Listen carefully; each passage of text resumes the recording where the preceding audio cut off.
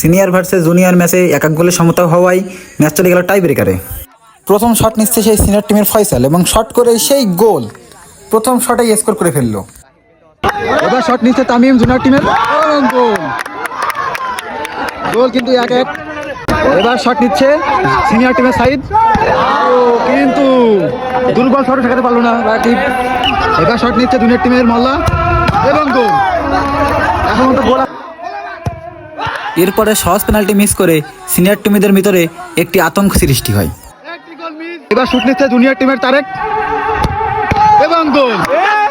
তারেকের এবার শটে দেখেছে সিনিয়র টিমের ইমরান ভাই, গোল কি রাকিব?